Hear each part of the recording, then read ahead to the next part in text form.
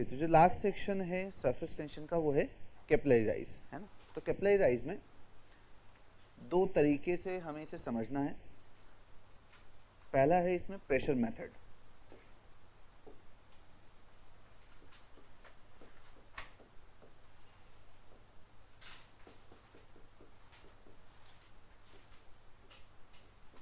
ठीक है, तो प्रेशर मेथड ये बोलता है कि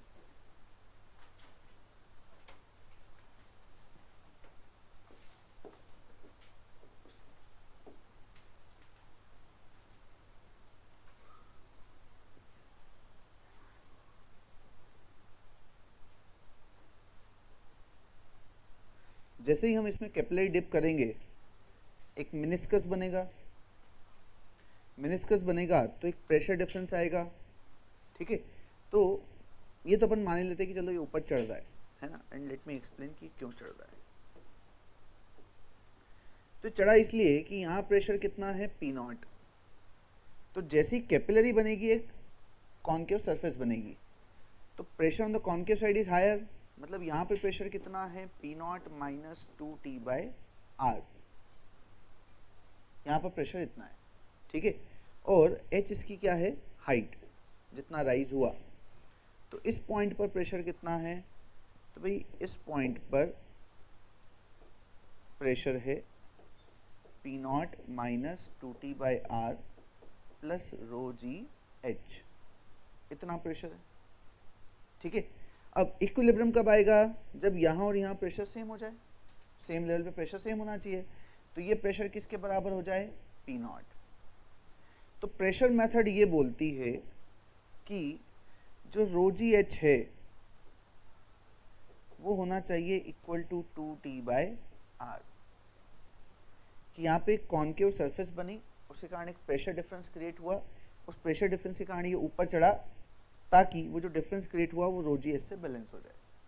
ठीक है, so height of capillary rise is 2T/ρgr। ठीक है, और एक और फॉर्मूला क्या आता है, 2T cos θ/ρgr। Now let me explain कि क्या स्मॉल r है और क्या कैपिटल R है। तो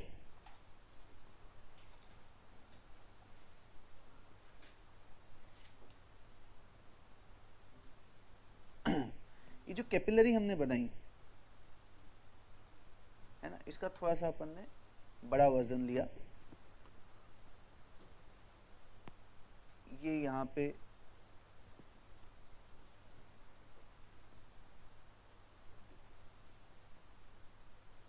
ये लिक्विड और ये इसकी ठीक से बन के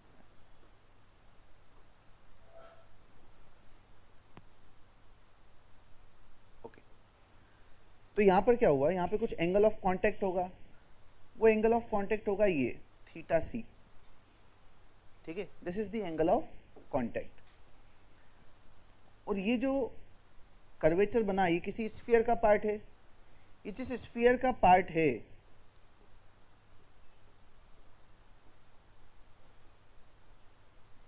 तो ये वो है कैपिटल R और ये है स्मॉल r। ठीक है, तो यहाँ पे रिलेशन क्या आता है कि r cos theta is small r। ठीक है, व्हाट इज कैपिटल R, तो कैपिटल R है रेडियस ऑफ मिनिस्कस। ठीक है, और स्मॉल r है radius of capillary tube. Small r क्या है, रेडियस ऑफ कैपिलरी, और कैपिटल R क्या है, वो जो एक स्फीयर बना, स्फीयरिकल सरफेस बनी, उसका रेडियस। ठीक है, और थीटा क्या है हमारा, एंगल ऑफ कांटेक्ट। ठीक, नेक्स्ट हमारे पास है force method.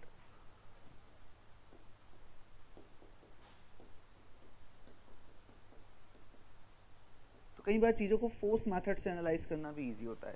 Now the force method says कि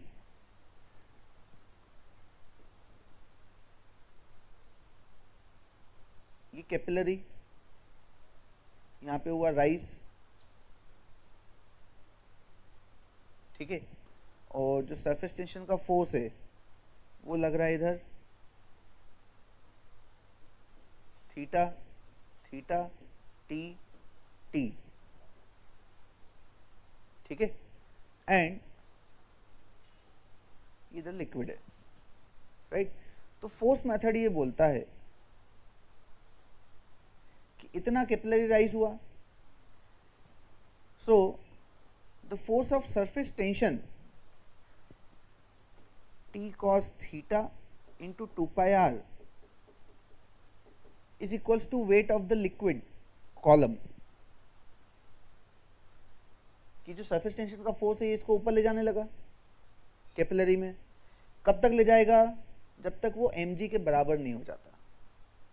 सो this force of surface tension is equals to mg, और मैंने कैपिटल R लिख दिया, स्मॉल r आएगा।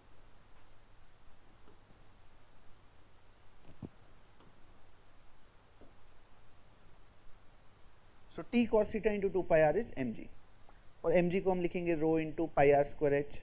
अल्टीमेटली फॉर्मूला यही आ जाना है, h is 2t by rho ji R, 2t cos theta by rho ji R, ठीक है। तो जब हमें कभी वेट के टर्म में कुछ देखना होगा, मास के टर्म में कुछ देखना होगा, तो हम कंसेप्ट क्या यूज करेंगे, T cos theta into 2 pi r is mg। m है ये जो कॉलम है, इस कॉलम का वेट, अरे मास, उस कॉलम का मास, हाँ कैपिलरी में जितना ऊपर गया उसका मास, क्लियर। तो एक प्रेशर मेथड है और एक हमारे पास फोर्स मेथड है, ठीक।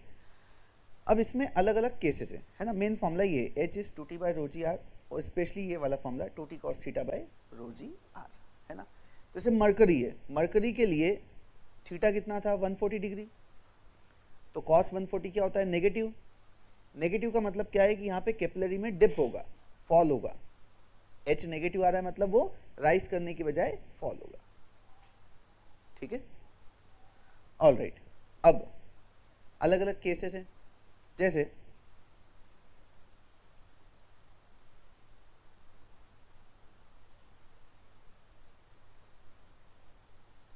एक कैपिलरी है ये, दूसरी कैपिलरी है ये,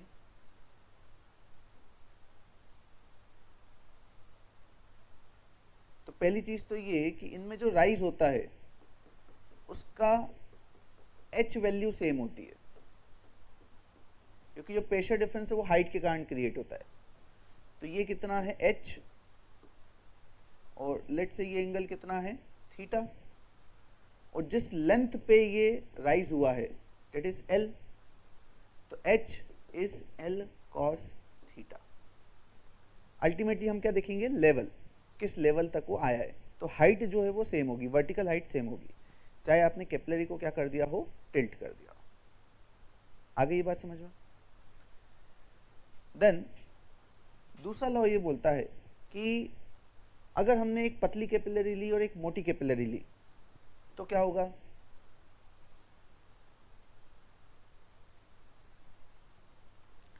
एक हमने ली है पतली कैपिलरी और एक हमने ली है थोड़ी मोटी कैपिलरी,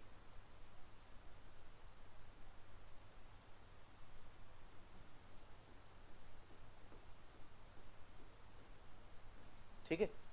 तो यहां पर जो ऊपर राइज हो रहा है तो h क्या है, inversely proportional to r।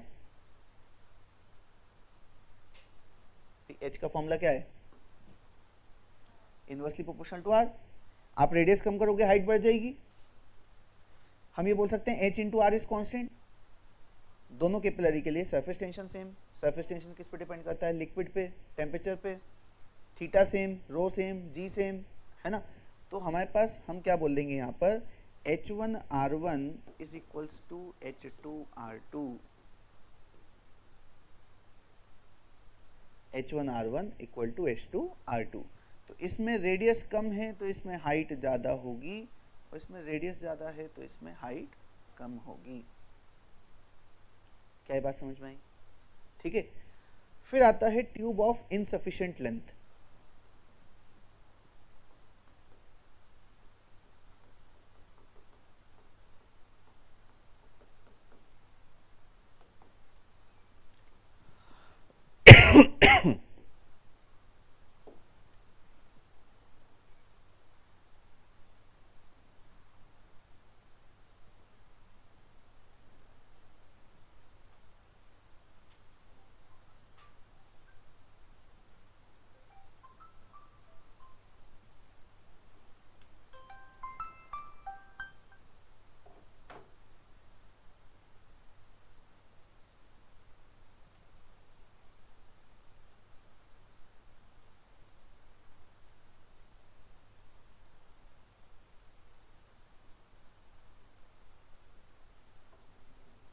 Next आता है ट्यूब ऑफ इनसफिशिएंट लेंथ।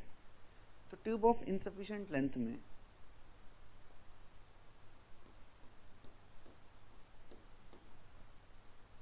मान लो कि यहां तक जाना चाहिए था लिक्विड, ठीक है, रेडियस सेम है बट ट्यूब ही छोटी है, तो क्या पानी डुलेगा? नहीं। तो हम बोलेंगे लिक्विड डज नॉट ओवरफ्लो। तो फिर क्या होगा? कर्वेचर थोड़ा सा चेंज हो जाएगा, यहां पे थोड़ा ज्यादा कर्व्ड है, ये थोड़ा कम कर्व्ड रहेगा। कि जैसे ही डुलने लगेगा थोड़ा सा कर्वेचर चेंज होगा, कर्वेचर चेंज होगा मतलब रेडियस बढ़ गई, ये रेडियस बढ़ गई, रेडियस बढ़ गई तो हाइट की रिक्वायरमेंट कम हो गई। तो रेडियस तब तक बढ़ेगी जब तक हाइट की रिक्वायरमेंट कम नहीं हो जाती, ठीक है। तो यहाँ पे क्या चेंज हुआ? रेडियस ऑफ कैपिलरी चेंज नहीं हुआ, क्या चेंज हुआ? Radius of curvature, meniscus. तो यहाँ पे फॉर्मूला क्या आ जाएगा? H1R1 is H2R2। Liquid does not overflow, it rises till top.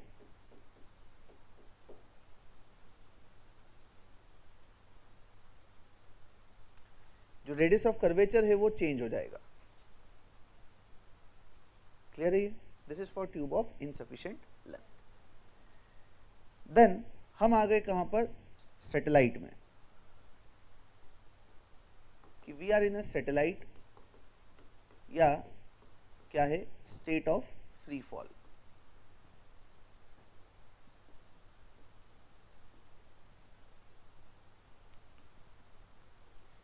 तो अगर फ्री फॉल है, सैटेलाइट है,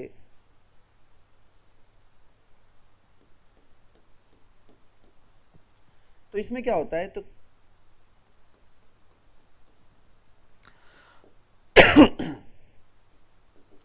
liquid rises till top irrespective of the length. आपको जितना मन है उतना लेंथ ले लो, ठीक है।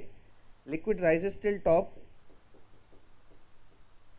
irrespective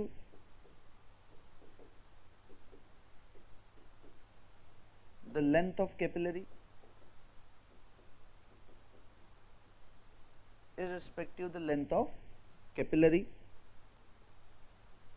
and surface becomes flat।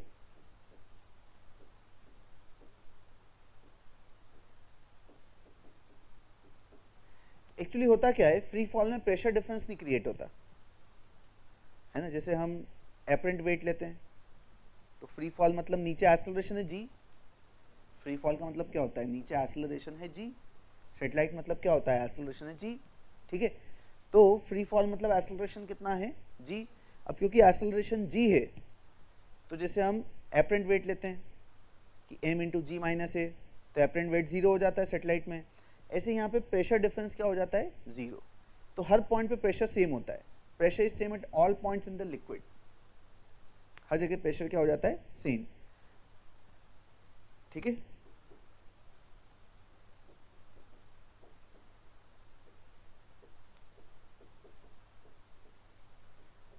But liquid overflow नहीं होगा, ठीक है। नेक्स्ट आता है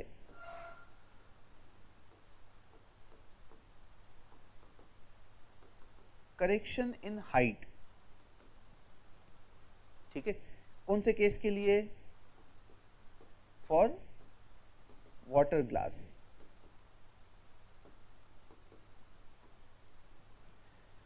तो वाटर और ग्लास की जब बात होती है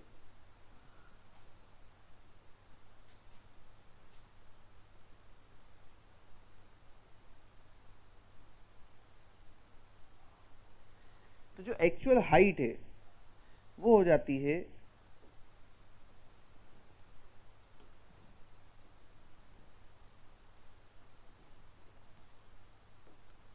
two T by rho ji R minus R by 3, ठीक है। तो यहां पर जो मिनिस्कस है वो मिनिस्कस कैसा बनता है? Hemispherical. Shape of the meniscus is hemispherical, ठीक है। तो यहां पर क्या होता है कि जो हाइट है वो हाइट कहां से देखी जाती है? यहां से, this is what H is. ये जो है इसमें भी क्या आ रहा है, लिक्विड, जो हमने एक वेट मेथड नहीं पढ़ी थी, T cos theta into 2 pi R is mg। जब हम वेट मेथड लगाते हैं तो इसका भी हमको मास लेना पड़ता है जो इधर आ गया है, उसका भी जब मास लेते हैं तो जो एक्चुअल हाइट है वो आती 2t by rho ji R minus R by 3। ठीक है, तो यहाँ पे याद क्या रखना है, पहला r इक्वल टू आर हो जाता है, क्यों, क्योंकि जो cos थीटा है वो 1 हो जाता है, क्यों, क्योंकि थीटा कितना रहता है 0 डिग्री। ग्लास वाटर है, ग्लास वाटर के लिए थीटा क्या है 0, तो cos 0 1, तो capital R equal to small r। ठीक है, जो मिनिस्कस है वो कैसा होता है, तो मिनिस्कस होता है हेमीस्फेरिकल।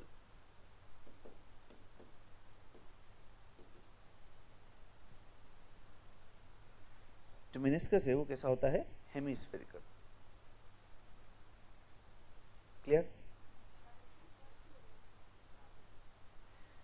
करेक्शन कैसे होगा, जैसे मान लो कि हाइट आ रही है आपकी, जैसे लेट्स से रेडियस है 3 mm कैपिलरी की, ठीक है, और हाइट सॉल्व करके आ रही 5 mm, है ना, क्या मतलब 2t by rho ji R solve करके कितना आ रहा है 5। अब रेडियस कितनी है 3, तो अगर मैं 3 बाई 3 करूंगा तो एक्चुअल हाइट कितनी आएगी 4। तो 5 और 4 में बहुत अंतर होता है, 5 और 4 में बहुत अंतर होता है, क्योंकि जो परसेंटेज चेंज है वो 20% का है। अब जैसे मान लो कि रेडियस है 3 mm, हाइट आ रही है 10 सेंटीमीटर, तो ये अगर 10 सेंटीमीटर आ रहा है तो 1 mm का जो डिफरेंस है इट डजंट मैटर। तो जब H और R कंपेरेबल हैं तब ये ध्यान रखना है। दूसरा, क्यों ध्यान रखना है, हमारी जो एग्जाम है उसमें फॉर्मूले पूछ लिए जाते हैं, हमको फॉर्मूला पता होना चाहिए कि अच्छा ऐसा कुछ होता है। ठीक है, नेक्स्ट,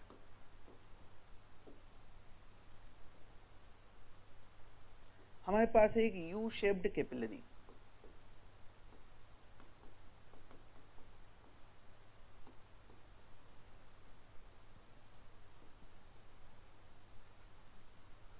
लेट्स से इधर रेडियस अलग है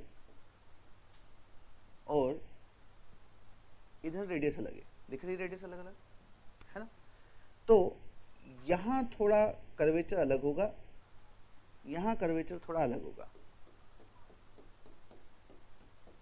और अब जो यहां डिफरेंस इन हाइट होगा h, तो ये रेडियस हम बोल रहे हैं r1, ये रेडियस हम बोल रहे हैं r2। तो जो डिफरेंस इन हाइट होता है h, ये होता है 2t cos theta by rho G 1 by r1 minus 1 by r2। ऐसा लग रहा है कि दोनों के लिए हाइट लिखी और उसका डिफरेंस ले लिया, 2t cos theta by rho G r1 minus 2t cos theta by rho G r2। तो कैसा लग रहा है कि आपने दोनों की हाइट लिखी और डिफरेंस ले लिया। क्लियर है, क्वेश्चंस कर लेते हैं, पढ़िए question.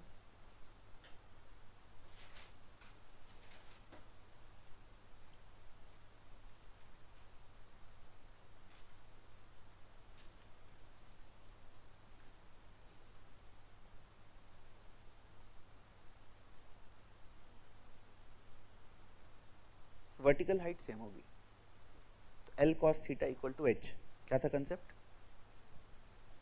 H equals to L cos theta.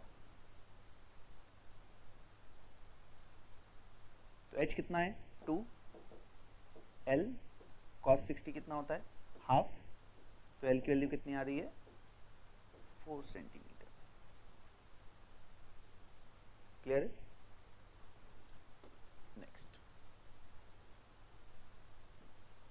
Capillary tube experiment है, vertical 30 centimetre long capillary tube is dipped in water, water rises up to a height of 10 centimeter. If this experiment is conducted in a freely falling elevator, तो length of water column क्या होगा, तो free fall में कहां तक rise करता है, top तक, फ्री फॉल में कहां जाता है टॉप तक, तो कितना राइज हुआ, जितनी लेंथ है कैपिलरी की, अरे समझ में आया है ना भाई। फ्री फॉल है तो फ्री फॉल का मतलब क्या है, तो फ्री फॉल में लिक्विड राइजेस टिल टॉप, ठीक है। तो लिक्विड राइजेस टिल टॉप मतलब कितना हो गया ये 30 centimetre.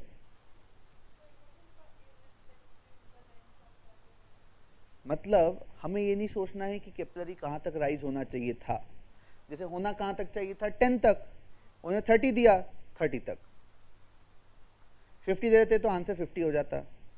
Irrespective of the length, कुछ भी लेंथ रख लो it will rise till top, ज़्यादा कम जो आपको रखना रख लो। ये वाला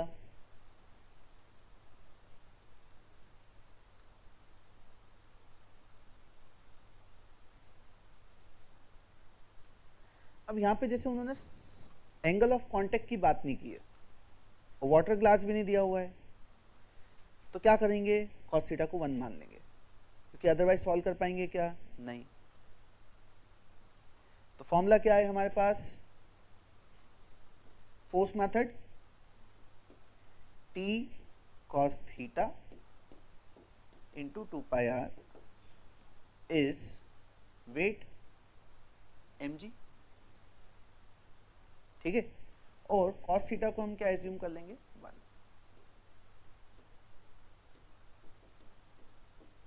क्योंकि और कोई ऑप्शन नहीं है हमारे पास, ठीक है। तो जो सरफेस टेंशन है वो कितना आ जाएगा mg अपॉन 2πr, वेट कितना दिया हुआ है 6.28 इंटू 10⁻⁻⁴ अपॉन 2π, और रेडियस कितना है 2 इंटू 10⁻⁻3, तो 2π मतलब 6.28, तो 6.28 तो 2π चला गया, क्या बच गया 0.05 न्यूटन पर मीटर, मतलब 5 इंटू 10⁻⁻2।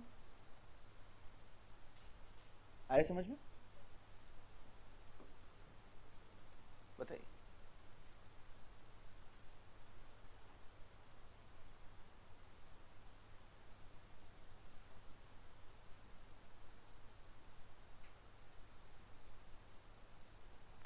फॉर्मूला क्या है, फॉर्मूला बोलो, h is 2t cos theta by rho ji r. तो रिलेशन कैसा है, इनवर्स, इनवर्स रिलेशन में ग्राफ कैसा आता है, रेक्टेंगुलर हाइपरबोला। इनवर्स रिलेशन हो तो ग्राफ के साथ है रेक्टेंगुलर हाइपरबोला, कि आर नेग्लिजिबल तो height infinity large, r infinity large तो हाइट 0। अरे समझ में आया। तो h है इनवर्सली प्रोपोर्शनल टू r, तो ग्राफ है रेक्टेंगुलर हाइपरबोला।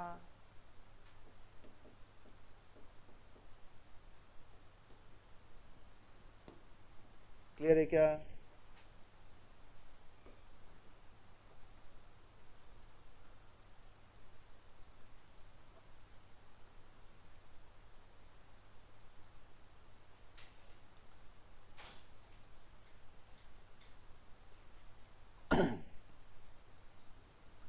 कौन से फॉर्मूले से देखेंगे इसको, फोर्स मेथड से, क्योंकि फोर्स मेथड में डायरेक्टली मास आता है, ठीक है। तो t cos theta into 2πr is mg, so if the radius is doubled तो मास क्या हो जाएगा डबल, अगर r को आप 2r करोगे तो m क्या हो जाएगा 2m हो जाएगा, ठीक है क्या।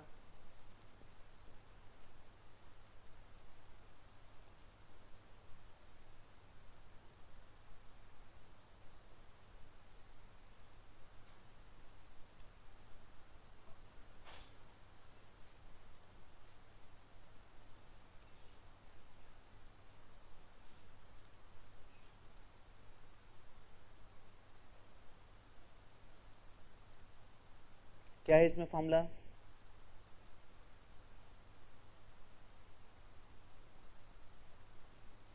ये वो अलग अलग रेडियस वाला केस है, क्या फॉर्मूला था, H1R1 इज H2R2। रेडियस कम होगी तो हाइट ज़्यादा होगी, रेडियस ज़्यादा होगी तो हाइट कम होगी। H1R1 is H2R2।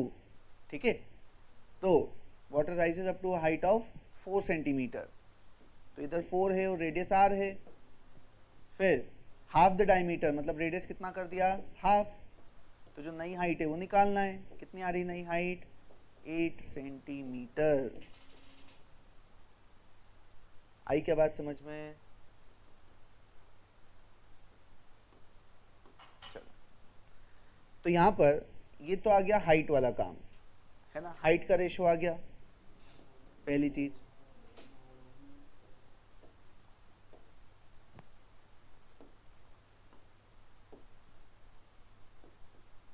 दूसरा, मुझे चाहिए मास का रेशो।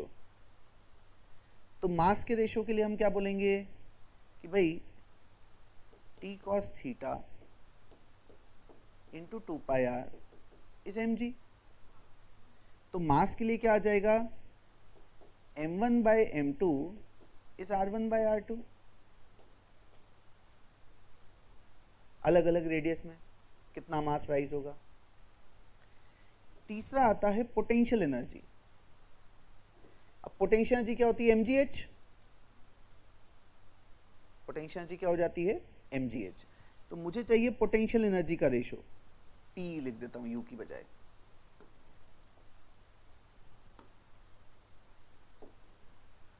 क्योंकि पोटेंशियल एनर्जी का जो रेशो है, तो पोटेंशियल एनर्जी का रेशो कहां से आएगा, तो मैं इधर सॉल्व कर देता हूं कि पोटेंशियल एनर्जी होती है mgh। ठीक है, अब ये जो मास है, तो मास क्या है, डायरेक्टली प्रोपोर्शनल टू r, और h है इनवर्सली प्रोपोर्शनल टू r। तो ये जो पोटेंशियल एनर्जी है कांस्टेंट हो गई। कुछ समझ में आया? जब m इंटू एच करूंगा तो r पे डिपेंडेंसी नहीं है, मतलब पोटेंशियल एनर्जी का रेशो क्या आएगा, 1:1। क्या है, समझ में आया? ठीक है, तो ये हो गया हमारा सरफेस टेंशन।